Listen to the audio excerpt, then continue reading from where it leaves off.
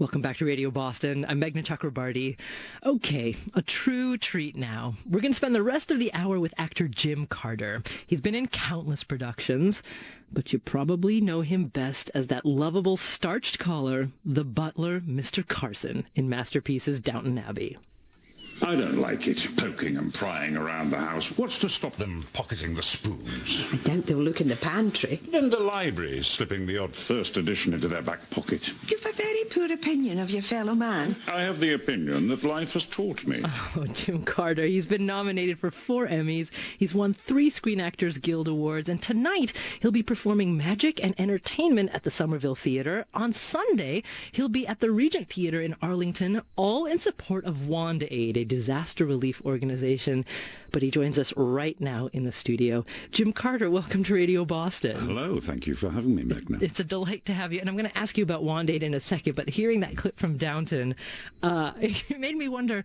Of course, you're a consummate professional, so you deliver your lines with the utmost seriousness. But please tell me that there are delightful outtakes of you and your fellow actors cracking up sometimes. We're consummate professionals, as you say, and we never crack up. No, we never vary from the script. It's like a factory there.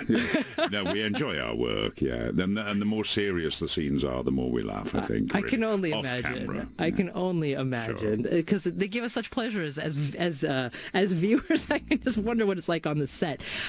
So we'll talk about Downton again in a minute, but I did want to ask you about your performance tonight at the Somerville Theatre and what brings you back to town, because we're going to talk about when you were in Boston in the 70s. 40 years ago. Yeah. Yes, so WandAid, what do they do? Yeah, WandAid is... It's the fundraising arm for the Linda Cruz Foundation. Linda Cruz is an aid worker. She works on the front line in disaster areas, and currently we're focusing on the earthquake in Nepal, which took place sort of April and May last year, and was devastating. And people forget the media moves out of town, and people forget their attention goes, but those people are still clinging to mountainsides and their villages are destroyed. And Linda's genius is that she goes in there, she puts together a local team, she works with the local team, and she believes not in giving people a handout, not giving them a bag of rice which is going to last them for a month, but giving them a hand up, helping get their livelihoods back together. Because these are proud people who want to work, spiritual people, and what do they need? And often it's something very simple. You know, if I've got a cow and a cow shed, I can make milk and I can feed my family and I can sell a bit, and it's very simple things. So WandAid, it's like Band-Aid with a W. Instead of music, it's magic. We raise funds for this work. And, in fact, I'm going out to Nepal with Linda in a couple of weeks' time to see on the ground what goes on and to see her team at work and to make sure that the money is going to the right place and being effective. So at the Somerville tonight and at the Regent on Sunday, a lot of the people will be coming because of Mr. Carson. Of course they will. Of course, absolutely. And that's lovely. And but this is Mr. Carson doing magic. I mean, it's like worlds colliding, dreams come true. It's slightly eccentric, I must admit. So the first half will be talk about Downton Abbey and questions and answers, because I want a conversation with the audience and find out what they want to know about. And then in the second half, there'll be some magic. And then we'll talk with Linda about Nepal, about fundraising. We'll see a very short film about the work she's done and the devastation out there. So it'll be a great night. We did it last night in Portsmouth, New Hampshire, when I'm exhausted. The crowd were wild. It was great. It was really good fun, actually, and they were very generous. Can you give us what kind of magic trick? I mean, because you have been a magician. Meghna, I am not doing magic on the radio. No. It doesn't. It's a visual Just medium. Just listening is magic enough. But what types of? Do you do illusions? Do you saw a lady in half? Card tricks? No. It's a very cheap and low variety.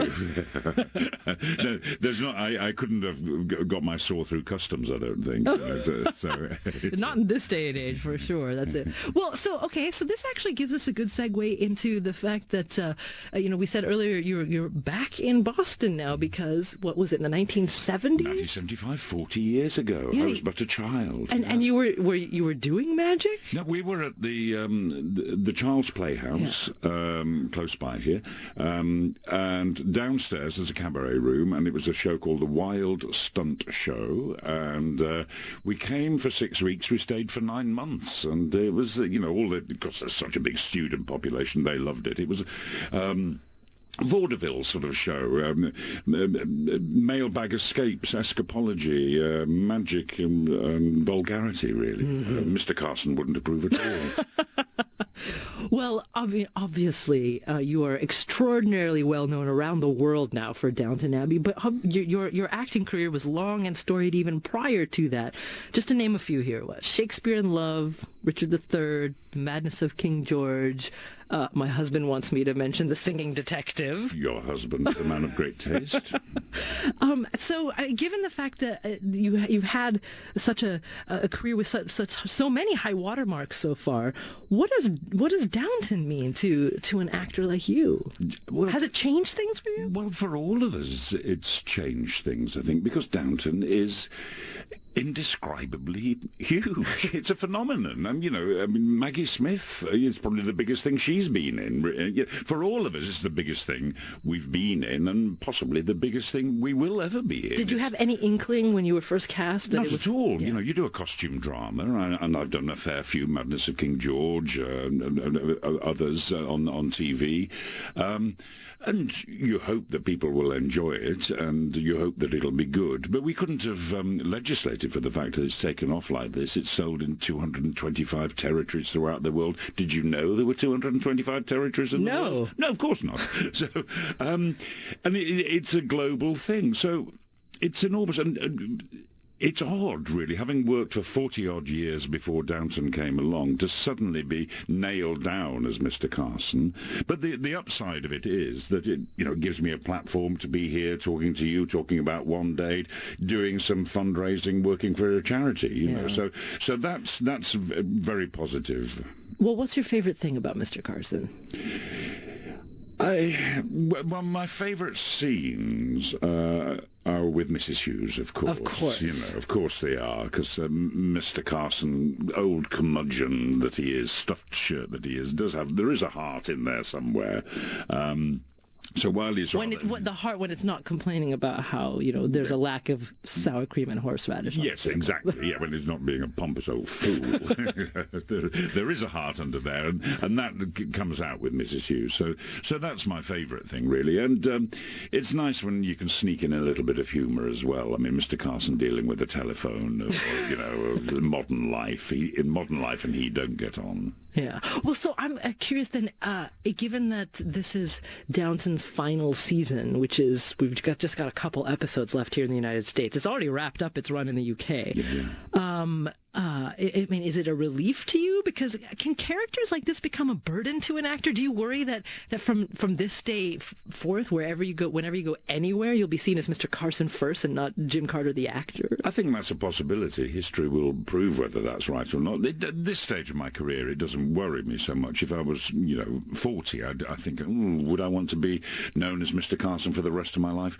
But I think memories fade, and I'm delighted to have been in something that's brought so much pleasure to people. I mean, you really see it on people's faces how much they enjoy it. That's very nice. Yeah. Well, can you? Maybe this is not a fair question because actors should inhabit roles that are both totally like them and totally unlike them in real life. But is there any part of you that is like Mr. Carson at all in reality? To start at the other end of that question, the part of me that's not like him is I'm not a creature of routine. I don't like the routine. He lives by routine. The part of me that is like him is I think I am of a generation that believes in good manners and politeness and punctuality and things like that.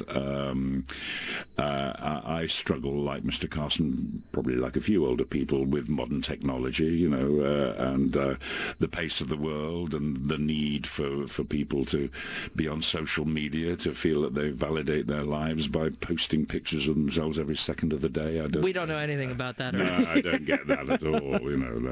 That's beyond me. So in that respect, maybe there is a curmudgeonly side to Jim Carter that comes out in Mr. Carson. So last Downton-related question, because I know, of course, this is such a conundrum for actors like you, because you have such a long career and everyone's just focused on this this last little thing that you did. But the one part that does perplex me about Carson's character is his relationship with Mary. I mean, hats off to Michelle Dockery for being such an amazing actress, because she pulls off Mary's spite with convincing aplomb. But explain that relationship to me. Well, the servants are lonely people, I think. Mrs. Hughes, she's called Mrs. Hughes. She's not married. Housekeepers weren't married. Butlers weren't married. They didn't get married. So, he's her downstairs dad. He's Lady Mary's surrogate dad. And when she was a little girl, he was, terribly fond of her. And it's very telling that on her wedding day, she walks down the stairs in the grand atrium there at Downton Abbey in her wedding dress, and there's me and Lord Grantham looking up at her, and tellingly she says, "Will I do, Carson?" Mm-hmm. And I say, "Very well, my lady," because I'm her surrogate father, really, her other dad. And for a lonely servant to have three bright little girls, the three sisters running around at the place, he would have had a fatherly eye on them, and his favourite. She's the firstborn, she's his favourite. So I think it's great that relationship's there, Well, you're here in town doing work for WandAid. Downton Abbey obviously is wrapping up its run as a series. What's next for you? What do we look forward to seeing you in the future? I'm not really sure. I mean, I'll be concentrating on WandAid for a while. I'm going this trip to Nepal, and I've got a documentary about rock and roll coming out, in which I interviewed Paul McCartney, Ringo Starr, Van Morrison, stop me if you've heard of any of these people, Roger Daltrey, and Jack White of the White Stripes here in Nashville. Oh, no kidding. There in Nashville. All right, well, we'll look forward to seeing that when it comes out. Jim Carter, he's also known to most people as Mr. Carson from Downton Abbey, but he's an award-winning movie, stage, voice, and TV actor. He'll be on stage at the Somerville Theatre tonight as a magician and entertainer in support of WandAid. And if you want tickets, wandaidevents.org will get you through. We'll have a link to it at radioboston.org. Jim Carter, thank you so much. Thank you. I'm Megan Chakrabarty. This is Radio Boston.